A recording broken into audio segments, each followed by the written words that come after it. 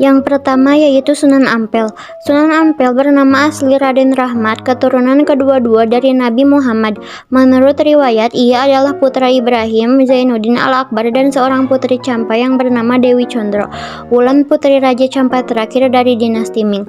Sunan Ampel dilahirkan di Aceh tahun 1401 Masehi. Sunan Ampel adalah pendiri pesantren Ampel Denta. Di antara murid-murid beliau adalah Raden Paku, Raden Fatah, Raden Makdum Ibrahim, Syarifuddin, serta Maulana Ishak. Sunan Ampel termasuk perancang kerajaan Islam Demak dengan ibu kota Bintoro. Beliau wafat di Surabaya pada tahun 1481 dan dimakamkan di Ampel. Yang kedua yaitu Sunan Gresik. Sunan Gresik dikenal juga dengan nama Maulana Maghribi, Syekh Maghribi, serta Syekh Jumadil Kubro. Beliau dianggap sebagai orang Islam pertama yang masuk ke Pulau Jawa sehingga kedatangannya menandai permulaan masuknya Islam di tanah Jawa. Sunan Gresik meninggal pada 12 Rabiul Awal 882 Hijriah atau 8 April 1419 dan dimakamkan di Gapura Wetan, Gresik. Yang ketiga yaitu Sunan Bonang. Sunan Bonang lahir di Surabaya pada tahun 1465 dan wafat tahun 1525 di Tuban. Beliau dikenal dengan nama Raden Maulana Makdum Ibrahim. Beliau merupakan putra dari Sunan Ampel sekaligus saudara sepupu dari Sunan Kalijaga. Sunan Bonang dianggap sebagai pencipta gending pertama. Beliau berdakwah di Tuban dengan menggunakan media wayang dan gamelan sesuai dengan kegemaran orang Jawa. Beliau juga yang mendidik Raden Fatah hingga kelak menjadi raja kerajaan Demak. Yang keempat yaitu Sunan Giri. Sunan Giri memiliki nama asli Raden Paku dan dikenal juga dengan nama Raden Ainul Yakin. Beliau merupakan putra Maulana Ishak. Beliau berdakwah di daerah Giri dan sekitarnya serta banyak mengirimkan para dai keluar Jawa seperti Madura, Bawean, Kangean, Ternate, dan Tidore. Sunan Giri adalah pencipta permainan anak bernuansa religius seperti jalungan, gendi ferit, jorgula, cublak-cublak suweng, dan lir-ilir. Beliau wafat pada tahun 1506 dan dimakamkan di daerah Giri, Gresik. Yang kelima yaitu Sunan Derajat. Sunan Derajat lahir di Ampel, Surabaya pada tahun 1407 dengan nama asli Raden Kosim atau Syarifuddin. Beliau juga termasuk salah satu putra Sunan Ampel. Tembang Jawa Pangkur diciptakan Sunan Derajat sebagai media dakwah. Beliau wafat pada pertengahan abad ke-16 dan dimakamkan di Sedayu, Gresik. Yang keenam yaitu Sunan Kalijaga. Sunan Kalijaga memiliki nama Nawangrum. Nama Kalijaga dalam satu versi berasal dari bahasa Arab dari kata Kadi Zaga, pemimpin yang menegakkan kebersihan dan kesucian. Tapi pendengaran orang Jawa adalah Kalijaga. Sunan Kalijaga dianggap sangat berjasa dalam mengembangkan seni wayang purwa atau wayang kulit serta gamelan yang dipergunakan sebagai media dakwah Islam. Selain itu, beliau juga mengembangkan seni suara, ukir, busana, pahat, serta kesusastraan. Yang ketujuh yaitu Sunan Kudus.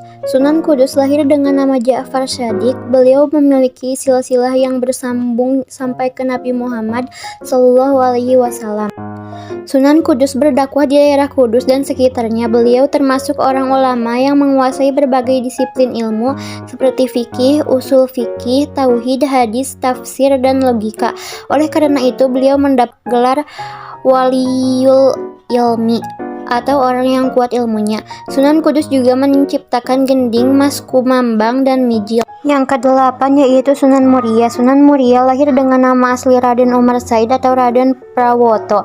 Beliau adalah putra dari Sunan Kalijaga. Dalam berdakwah, Sunan Muria cenderung memilih tempat yang jauh dan terpencil dengan menyelenggarakan semacam kursus-kursus keagamaan bagi kaum pedagang, nelayan, dan rakyat biasa.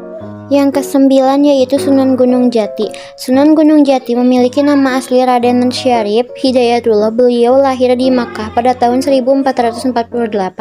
Beliau merupakan cucu Prabu Siliwangi atau Raja Pajajaran. Beliau berdakwah mengajarkan agama Islam di daerah Cirebon, Majalengka, Kuningan, Kawali, Sunda Kelapa, serta Banten.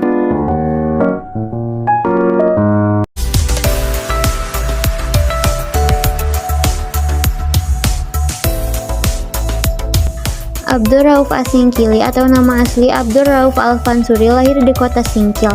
Ia adalah orang pertama yang mengembangkan tarekat Syiatariyah di Indonesia. Abdul Rauf Asingkili pernah menjadi mufti kerajaan Aceh ketika diperintah oleh Sultanah Safiyatuddin Tajul Alam.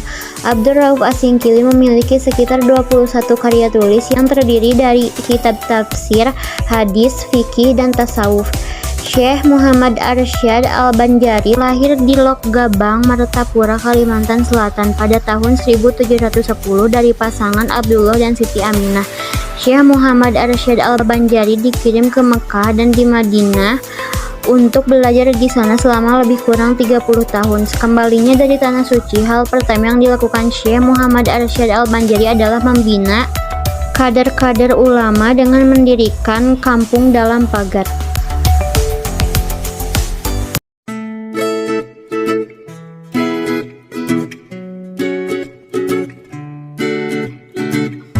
Yang pertama yaitu Kiai Haji Ahmad Dahlan. Kiai Haji Ahmad Dahlan adalah anak keempat dari 7 bersaudara. Beliau merupakan putra dari Kiai Haji Abu Bakar bin Kiai Sulaiman dan Siti Aminah binti almarhum Kiai Haji Ibrahim. Ayah beliau adalah seorang khatib tetap Masjid Agung Yogyakarta. Adapun ibunya adalah putri dari penghulu besar di Yogyakarta. Kiai Haji Ahmad Dahlan lahir di Kauman, Yogyakarta tahun 1869. Sebelum mendapat gelar Kiai Haji Ahmad Dahlan, nama yang diberikan orang tuanya adalah Muhammad Darwisi.